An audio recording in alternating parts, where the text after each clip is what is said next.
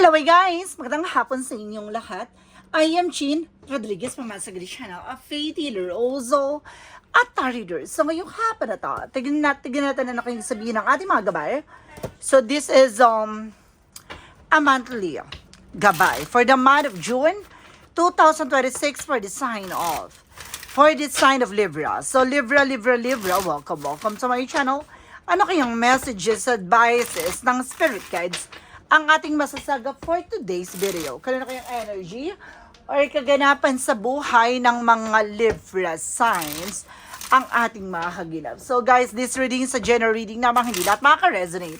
Kunin lang ang makaka-relate sa inyo and comment down below kung kaninong energy ang ating nasagap. Because don't forget to like and subscribe my channel and hit ko siya for more videos update. Maraming salamat sa mga walang sawang pag-support sa aking channel, lalo-lalo nang skip ng ads sa way pagpalain kayo ng Diyos at may kapal, siksik, liglig, nag-uumapaw, na biyayang manambalik sa inyo. So let's see guys, what is the messages, advices na ng ating angel spirit para sa ating mga kapatid na Libra. So let's see and watch this. Hagilapin natin at tuklasin natin maaring masagap sa energy nyo, Madam Sir. Let's see. So there's a Knight of Swords. Totoo ba? Nagkakaroon ka ng anxiety, sleepless nights? So may mga bagay nagdadala sa inyo ng takot at pangamba. No, meron ditong bagay na parang hindi nyo mapaliwanag. Bakit nahihirap kayo matulog sa nowhere? Nagigising din kayo. 2:00, 3:00 sa madaling araw. Why is it? Now, let's see. And there's something in Nine of Pentacles. Being secure. No, sa ano man yung bagay na meron kayo. So, kumbaga, may mga plano kayo, no, may mga gusto kayong gawin, no, para hindi nauunsyame, hindi nauudlot, no, kailangan yung i-secure ito. No, wag kayong kwento ng kwento kung kani-kanino kasi legit ang evil eye, guys. No, at the same time, there's something a Knight of Wands for slow and steady. No, unti-unti na raw. No, unti-unti na magkakaroon ng changes sa development sa situations mo. No, kung magiging mahinahon ka, no, magiging kalmado, wag kang agresibo. And of course, there's something, guys, with the Seven of Pentacles. There is a harvest moment. So, may pag-aani. No, may mga bagay na makakamtan nyo na. Oh, my goodness. Let's see additional messages. There's a Temperance, no, represent something healing, divine intervention, no? May mga paalala dito na matuto kang kumalma. So, ito na nga yung sinasabi. Now, keep yourself calm. There's a Six of Swords, there's a transition. So, may mga bagay na unti-unti na magbabago sa situations mo. No, may mga bagay na maaaring magpapabago na sa eksena at sa sitwasyon mo. Oh, let's see what is the Knight of Swords. The Knight of Swords represents with a full card for a new beginning. So may bagong eksena daw. Na may bagong simula. Na may bagong eksena paparating sa buhay mo. And the full card something, a leap of faith na parang mag-ingat ka rin, no, sa mga taong pinagkakatiwalaan mo. No, parang I feel something tiwala eh. No, na kailangan mo maging aware. No, or parang sinusubukan ng iyong pananampalataya at tiwala. So kailangan mo lumapit sa ating Panginoon. Na magdasal.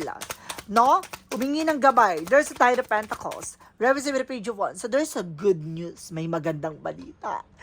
May magandang balita na darating ngayong June 2026 for you guys. What is the Knight of Wands? Represent with the King of Pentacles. Being secure at practical. Ano man yung bagay na meron ka. No, pagkaingatan mo ito. No? What is the Seven of Pentacles? Represent with the Death card. So there's an ending and a new beginning. So may mga hinihintay ka na maaring gustong makuha. No? Like loans, no, like a profit, no, salaries, no, or pensions. There's a possibility na makuha mo na. There's a Temperance, represent with the Ace of Wands, something, a plan. So may mga paalala tayo dito ng ating angel spirit na kung may mga plano kayo, kumalma ka. Na huwag ka magmadali, no? Para hindi mapurnada or para hindi maunsyame, ganun. There's a Six of Swords, represent what? Represent, guys, with the Ace of Cups. There's something new coming in. No? May mga bagay dito na maaring about sa pag-ibig, relasyon. So, mayroon ditong babalik from the past. No? There's something back and forth. So, maaring nagkakaroon siya ng mga negative thoughts or something, multiple thinking, something like that. No? Parang may gumugulo sa isipin niya. No? Like confusion, ganon. parang gusto niyang umuwi, gusto niyang bumalik, gusto niyang pumunta, pero parang may humakad lang. Bakit? What is the Knight of Swords? Is the full card. Kaya pala may full card eh. I feel something ha. Diretsahin ko kayo. Meron ako na sense ditong gayuma. No? And of course, there's the Hermit card. Oh, I told you, there's a spiritual problem. There's a spiritual journey. So, bagay na magbibigay liwanag sa'yo. Susubukan na yung pananampalataya. So, ibig sabihin dito talaga, tinitignan ko nga, kumbaga, kung saan yung pananampalataya at tiwala mo. Kaya pala pinagbabalik loob ka ng sa ating Panginoon. Now, dahil there's a spiritual problem, the two of you guys, ng person mo. So, ibig sabihin, nagkakaroon kayo ng struggles related about sa emotions, no? Kumbaga, lagi ba kayo nag-aaway, nagtatalo, so maliit na bagay, lumalaki, at the same time, no, pag nagkakaroon kayo ng interaction nitong person mo, no, parang nag-iinit kayo parehas, nabubuisit ka, naiirita ka, gano'n ang nai-eksena mo. No, there is something, a karmic relationship at the same time. What is the additional messages? Represent with two pentacles. Now, there's a balance. Now, maging balanse kayo. Now, maging balanse ka sa mga bagay na gusto mong mangyari or gawin. No? May magandang balita at maging secure ka dyan. Maging balanse ka lang, no? Balance the way na parang mag-ingat ka sa mga pinagkakatiwalaan mo. No? Para hindi nauunsya, may hindi nauudlot, no? Kasi some of your friends or some of your relatives or related sa'yo, have evil eye, no? Talagang may inggit, no? Talagang inggit na taglay, guys. What is the additional messages? Represent with the Five of Pentacles. Some of you nakakaranas ka ng financial loss or financial difficulties. No, maging secure ka, no? Practical dapat, no? Kaya nagkakaroon ng problema dito. Dahil meron ditong parang naiinggit sa inyo, no? Or maaring there's something connected sa inyo, dalawa na person mo, relatives or kamag-anak or kaibigan or anything, na basta konektado sa inyo, no? Na maaring naiinggit, no? Parang ayaw na nasasapawan or ayaw na parang, kumbaga, there's a greediness eh. There's a greediness. What is the Seven of Pentacles? And of course, that card. There's a Six of Pentacles. Oh! No, magtutuloy-tuloy na about sa finances, but definitely, kabaligtaran nangyari that because of this death card. No, parang gusto nitong mawala sa iyo lahat. No, gusto nitong malos sa iyo lahat. Ganon. And there's a tendency with the sabotage. Even your project and plans, sinasabotahe. Kaya pala may temperance. No, there is a divine intervention. So, may mga paalala sa'yo na you need to pay attention. No, like red flag, synchronicities, and symbols na pinapahiwatig sa'yo na kailangan mo talagang mag-pay attention. There's a caution. Now, what is the Six of Swords and the Ace of Cups? Represent Refuge of Swords. Now, there's a spine looking, watching at you. So, meron talaga, no, nakasubaybay sa inyong dalawa ng person mo. Kaya nagkakaroon ng back and forth kasi pag nalalaman itong tao na to, excuse me, gumagawa siya ng eksena. No? Magawa siya ng eksena sa inyo. And there's a good news. With the Queen of Wands, there's something confident. No? May magandang balita, pero kailangan mo ng kumpiyansa dito. Babae ito ha, medyo makapal ang mukha ng babae na ito sumasalbahe sa inyo. No, I feel something a mother figure, no? Or a feminine figure, something like that. Kasi queen eh. Ay, babae nga. There's an Empress card for rebirth. Now, there's an Empress card for, and even though parang hindi ka parang nahihirapan ka for pregnancy, no? May problema for fertility that because of this person, na parang may maharang sa inyo. Na para hindi ka mabuntis or hindi mabuntis yung person mo or nagkakaroon ka ng problema about sa hormones. There's a Ten of Pentacles, no? There's something about sa family. So, I feel, kumaga, you are also provider and breadwinner with your family. Ayaw nitong mawala, no? Ang iyong, kumbaga, support, no? With your family. So, there is a possibility. Ang gumagawa at sumasalbahay dito is related sa inyong dalawa ng person mo. It's either family mo or family niya. And there's a high priestess, there's a hidden agenda, there's a hidden enemies. So, tulad na sinasabi ko, ito ay mystery sa likod ito. No, there's a giving and receiving. So, it means may problema sa pagbibigay at pagtanggap. So, yun nga. No? Gusto nitong hindi mapakinabangan mo or ng person mo ano man yung bagay na meron kayo. The death card, something and ending. Shaggy, no? Gusto kang mamatay or gusto ka nitong shagyin itong tao na to. There's a Seven of Pentacles, there's a harvest time. So, yun nga. It's all about, no, with the material things. So, merong about sa pera, na maaaring konektado dito sa issue or challenges nyo, no? What is the temperance of the Ace of Wands and the Ten of Swords? Represent, guys, with a star card. So, there's an healing. So, makaka-recover ka na from what? From betrayal. So, makaka-recover ka na sa mga struggles, no? Sa mga disappointments, no? Hindi mo kasi in-expect na itong tao na to tatraidorin ka, no? And there's a King of Wands, something vision, may hinala ka na. Totoo ba? No, may nasa-sense ka na kung sino tong taong gagawa sa inyo nito. Ay, nararamdaman mo na. Iba yung pintig ng damdamin eh.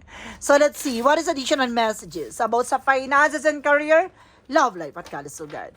Na-miss nyo ba yung reading ko, guys? Please share, comment, and of course, like, no, my channel. No, para naman updated naman kayo. At the same time, para mas lalong lumawak pa ang ating channel. Diba? Ganun yun. No, at para tuloy-tuloy yung upload natin, guys. No, don't skip the yada para at least pasabog. Let's see. Pagdating sa finances and career represent what? There's a chariot card. There's an action movement. Magkakaroon ng changes and development sa situations niya. And the Eight of Pentacles, just focus on what you're doing. So, mag-focus ka sa trabaho, negosyo, hanap buhay, na kailangan mong kumilos at gumawa ng paraan, no? With a Two of Swords, there's something decision that you need to make. Na may desisyon ka dito na kailangan gawin. No, Eight of Cups, let go! Ganon, meron kang kailangan pakawalan at bitawan, guys. So, ibig sabihin talaga dito, it's all about greediness, guys. No, parang ayaw nitong maputol, no, ang support, no, with your family. There is a toxic family, ako na sense talaga, I feel. What is additional messages? No? Ano to? Ginawang ka ng hindi maganda kasi kumbaga para tuloy-tuloy yung support. Sabi ginawang kayo ng yung family mo para lang, diba? Para lang sarili lang kapakanan. Oh my God, grabe naman demonic niyan. And there's the King of Cups. Very devoted ka kasi. And supportive person. So, ibig sabihin, kaya siya gumawa ng ganito. That because of competitors, kakompetensya, no? Ayaw nila na kakompetensya sa'yo or sa kompetensya para sa person mo, something like that. No, there's a cross watcher out there. No, maaring may kumbaga itong person mo, no, or maaring ikaw, no, ayaw ng kakompetensya ng family mo or kumbaga some of you naman, no, yung person mo naman ayaw ng kakompetensya ng family, something like that. No, parang kumbaga there's this about sa support, no? About naman tayo sa love life, there's something you either want. So, there's something in information. Communication. May travel ako na sa sensa. With the Nine of Pentacles, there's a potential for abundance talaga. May potential kayo para maging malago. Pero, ang nangyayari, sinasabot tayo ito. 888 to, money, guys. No? Pera na nagiging bato pa. And there's the Six of Cups. Now, there is a past situation coming back. Or there's something related sa'yo. There's a familiarity. Now, may konektado about sa ex. Or there's a possibility na maaaring konektado sa family mo. And there's ibig sabihin gusto nito sirain yung pamilya mo, even sa relasyon. Very wrong, ha? Ibig sabihin, pamilya mo talaga or may related sa inyo. Family person mo. Third party, I told you so. Oh my God.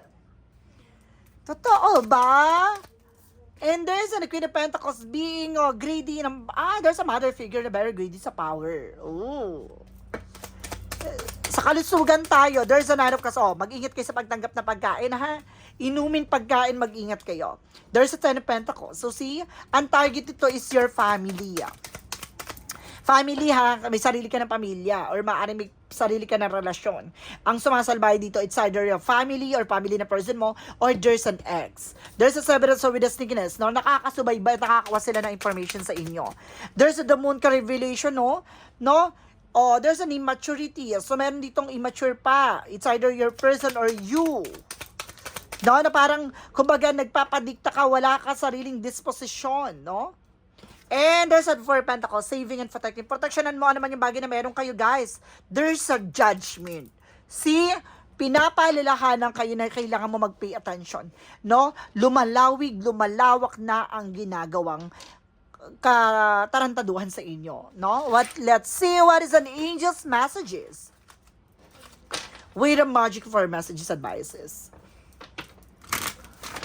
What is the magical prayer messages, advices for you guys? There's a let go. Talaga may let go, let go, let go. Diba? Let it go, let it go. Ganun, Charis. Napakanta na eh. There's a let go. There's a walking away. I told you. Diba? Kailangan mong tumalikod at kailangan mo makawala dyan. Leave the unhealthy situation. Enjoy the new doors that open a result. Ganun. And there's an autumn harvest moment. At aani ka, no? Nang walang humpay na kasaganahan kapag nakawala ka na sa toxic na mundo. There's a yin and yang represent with the temptation. Tukso, layuan mo ako. And there's a divine time. So it's all about divine timing. So see, lahat ng bagay na to ay napapanahon na. Ngayon June, it's all about awakening for you guys. What is a romance angel with a mystic love oracle deck? Healing, releasing. So, magkakaroon talaga ng healing dito, guys. And there's something ghosted. So, some of you nagkakaroon ng ghosted or something disappearing for something. No, dahil sa negative energy. What is the synchronicities? And there's a speaking truth. Ipapakita sa yung katotohanan sa likod dito. Ay. And there's a fortune. With a wheel of fortune, there's something good luck coming in. May magandang kapalaran talaga na katadhana para sa inyo. Nga lang may nakahatakay na negative nito eh. With the Archangel Michael messages, anong advice sa'yo ng Archangel? Forgive yourself, you done nothing wrong. Patawarin mo yung sarili mo. Huwag mo masyado feel-pressure yung sarili mo sa mga bagay-bagay. No, may mga tao talaga na hindi marunong tumanggap, no, ng mga bagay na kaya mo ibigay. What is the Jesus loving quote said? Let not your heart be troubled, neither let be afraid. Pwede ka matakot, pero wag mong hayaan yung puso mo maguluhan sa situations na to. Diba? Parang titignan dito ang katatagan at pagmamahal mo sa isang bagay at mga bagay, parang ito yung puso yung magsisilbing timbangan mo eh, na para malaman mo ang kahalagahan ng mga bagay na gagawin mo. So, yun yan.